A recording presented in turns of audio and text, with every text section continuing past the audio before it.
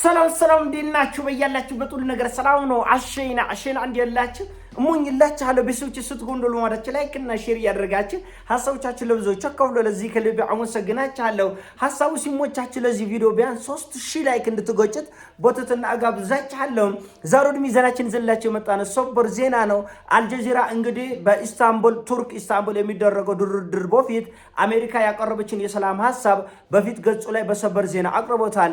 እንግዲህ አሜሪካ የሰላም ሐሳቦች ብላ ያቀረባቸው 5 ነጥቦች ምን የሚሉ ናቸው? መጀመሪያ ኢራን የዩራኒየም ማበልጸጓን ሙሉ በሙሉ ትተው ሙሉ በሙሉ ዩራኒየም ማበልጸጓን ትተው ነው። ሁለተኛ ደግሞ ኢራን ዩራኒየም የማበልጸግ አቅሟን ከ1.5 በመቶ በላይ እንዳታደርገው። ሶስተኛ ያበለጸገችውን ዩራኒየም ለሶስተኛ አካል ትስጥ።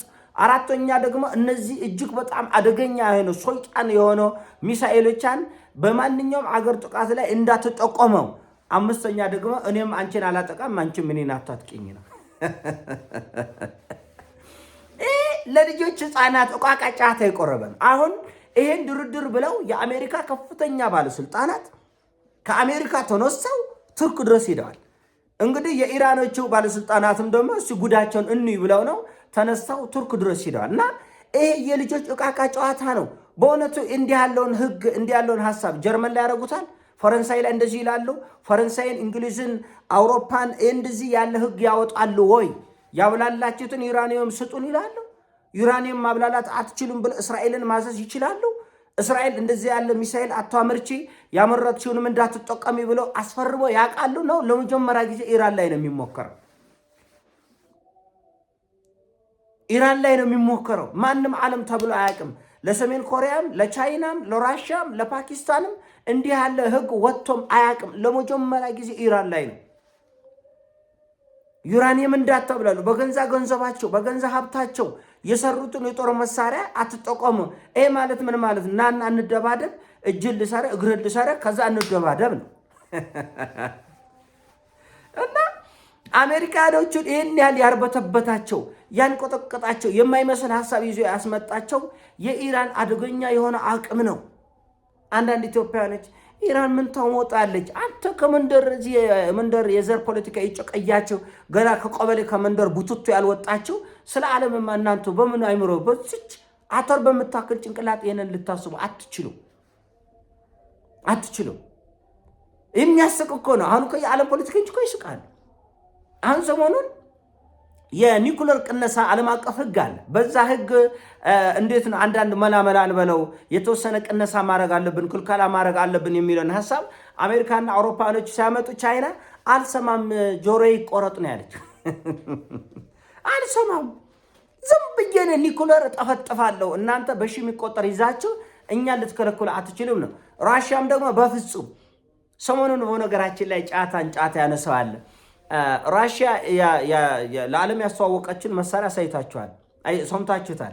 በ18 ደቂቃ 15000 ኪሎ ሜትሮችን አቋርጦ ይሄዳል። 800 ኪሎ ቶን የሚመዝን መሳሪያ ኒኩለር አረር እና መሬት ላይ ሲደርስ የፈለገው የአሜሪካ የፈለገውን ከተማ ይመታል። በ18 ደቂቃ ውስጥ የፈለገውን ከተማ ይመታል። እና ታርጌቱን ሲመታ የመሳሪያው ፍንዳታ ስንት ዲግሪ ሴልሲየስ የሚሆን ይመስላችኋል? እስቲ ገምቱ። መሬቱ ታርጌቱ ቦምቦ መጥቶ ሲፈነዳ መሬት ላይ የሚፈጠረው ሙቀት ስንት ዲግሪ ይመስላችኋል? ጻፉ ኮሜንት ላይ። 180 ሚሊዮን ይሾቆጥታ 180 ሚሊዮን ዲግሪ ሴልሲየስ ነው ታርጌቱን ሄዶ ሲመታ። እንግዲህ እዚህ ላይ የሰው ፍጥረት አይደለም፣ ህንፃ አይደለም፣ ምን የማይቀልጥ ነገር አለ? ምን የማይጨስ ምን የማይወድም ነገር አለ?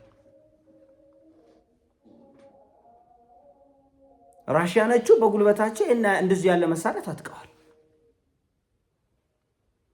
ቻይኖቹ በጣም የተራቀቀ መሳሪያ ታጥቀዋል። እንግሊዝም፣ ጀርመንም፣ ፈረንሳይም አውሮፓ ውስጥ ያለ ማዕት አገር ይሄን ኒኩለር ቦምብ ታጥቃል።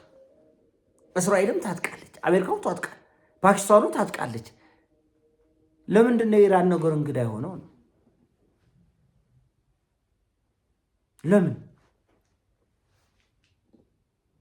አንዱ ልጅ አንዱ እንጀራ ልጅ የሆነ አገር ህዝቦች ፍጡራን የሆነ አገር ህዝቦች ደግሞ ፈጣሪዎች እነሱ ፈላጭ ቆራጮች የፈልጉትን ማድረግ የሚችሉ እንደዚህ ያለ ህግ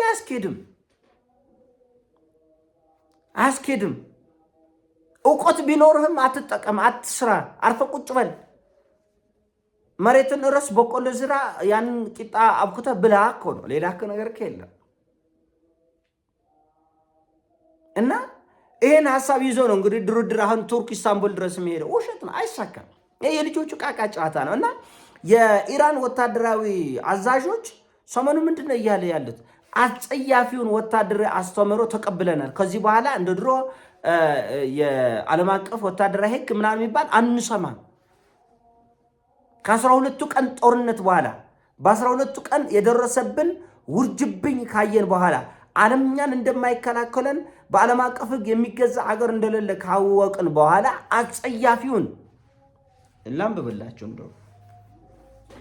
ላምበበላቸው እና የኢራን ጦር አዛዥ ሜጀር ጀነራል አብዱራሂም ሙሳቪ የተባለ ጀነራል ናቸው ይህንን የተናገሩት። ከ12ቱ ቀን ጦርነት በኋላ አስተምህሯችንን ቀይረን አጸያፊ የሆነ ወታደራዊ አስተምህሮን እንደ መመሪያ ተቀብለናል። ለግጭትና ለበቀል ዝግጆች ነን። ዓለም እስካሁን ያላየችውን የኢራንን የተለየ ገጽታ ታያለች። እሳት ክልሉን ይሸፍኗል። አሜሪካና አጋሮቿ በውስጧ ይቋጠላሉ ይላል የጀነራሉ መግለጫ። የወታደራዊ ዶክትሪን ለውጥ ከመጣ የሀገሪቱን ደህንነት ለመጠበቅ የኢራን ጠቅላይ መሪ አያቶላህ አሊ ኻሜኒ በኒኩለር ጦር መሳሪያ ላይ የጣሉትን ክልከላ ሊያነሱ እንደሚችሉ የቴሄራን ዩኒቨርሲቲ መምህር ፕሮፌሰር ሰኢድ መሐመድ ማራዲ ከዚህ አስታውቀዋል።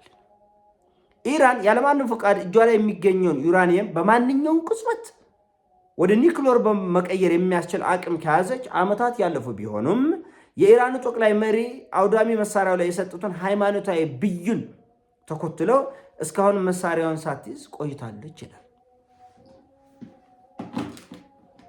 አጸያፊ ወታደራዊ አስተምህሮ ማለት ለሚዋጉ ሊያጠፉ ለሚመጡ ኃይሎች ተመጣጣኝ ሳይሆን በእጅ ላይ ያለውን የምትችለውን ሁሉ በጭካኔ መጠቀም ማለት ነው። እንደምታውቁት በዓለም አቀፍ ደረጃ እንደ ሃይድሮጂን ቦምቦችና ሌሎች አይነት በጣም አደገኛ የሆኑ መሳሪያዎችን ላለመጠቀም በዓለም ደረጃ የተፈራረሙ ኬሚካል ጋር የተገናኙ ሌሎች ጋር የተገናኙ አውዳሚ የሆኑ የጦር መሳሪያዎች ላለመጠቀም በዓለም አቀፍ ደረጃ ክልከላ ተጥሏል። ኢራኖቹ ይህን አይነት ክልከላ አንቀበልም፣ እኛ ላይ አጸያፊ ድርጊት ለመፈጸም የሚሯሯጡትን እኛም አጸያፊ ድርጊት እንፈጽምባቸዋለን። እኛን ከዓለም አቀፍ ሕግ ወጥተው ሊያጠቁን የሚፈልጉትን እኛም ከዓለም አቀፍ ሕግ ወጥተን እናጠቃለን። አጸያፊውን መመሪያ ተቀብለናል። አስተምሮ ለወታደሮቻችንም ይህን ሰጥተናል። በነገራችን ላይ አንድ ሰበር ዜና ለእናንተ ያልነገርካቸው ኢራን በትናንትናው ዕለት 2 ግዙፍ ከ1 ሚሊዮን ሊትር ነዳጅ በላይ የኢራንን ነዳጅ ይዘው ሲንቀሳቀሱ የነበሩ 2 መርከቦችን በቁጥጥር ስር አውላለች እና 15 ሰራተኞች የመርከቡ ሰራተኞችም የውጭ ሀገር ሰራተኞች የት ሀገር ሰራተኞች እንደሆነ እስካሁን አልተለየም። ነገር ግን 15 ሰዎችንና 2 መርከቦችን 1 ሚሊዮን ሊትር የኢራንን ነዳጅ ይዘው ሲንቀሳቀሱ የነበሩትን ይዛለች፣ በቁጥጥር ስር አውላለች። ይህንንም የኢራን ጀነራሎች ኮንፊርም አድርገዋል። እና ወደ ዋናው ቁም ነገር ስንመጣ ምህረት ለሌለው ጠላት ምህረት የለንም። ወሰን ድንበር ህግ ለማይገዛው እኛም ወሰን ድንበር ህግ አይገዛንም ነው ዋና ጽንሰ ሐሳብ። እኛም ወሰን ህግ አይገዛንም። በእኛ ላይ አጸያፊ ጥቃት የሚያደርሱትን እኛም አጸያፊ ጥቃት እናደርስባቸዋለን። በእርግጥ ቢቱ ቦምበር የሚባለው በጣም ሰቅጣጩ የአሜሪካ የጦር ተዋጊ ጀት ኢራን ላይ የወሰደውን አደገኛ እርምጃ አይታችኋል። እነዚህ ሰዎች ምህረት እንደሌላቸው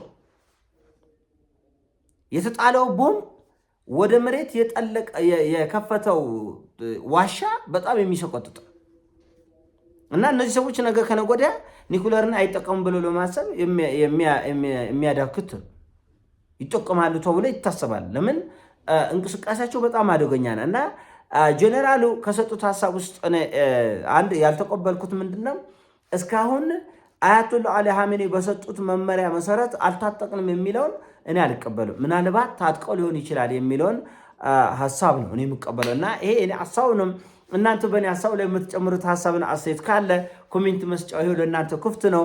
ለምሰጡት ሀሳብና አስተያየት ከልብ አመሰግናችኋለሁ። ቤተሰቦች እግዚአብሔር ያክብሩልኝ። በጣም ነው የምወዳችሁ። በያላችሁበት መልካም ጊዜ ይሆንላችሁ። ወዳችኋለሁ። ፒስ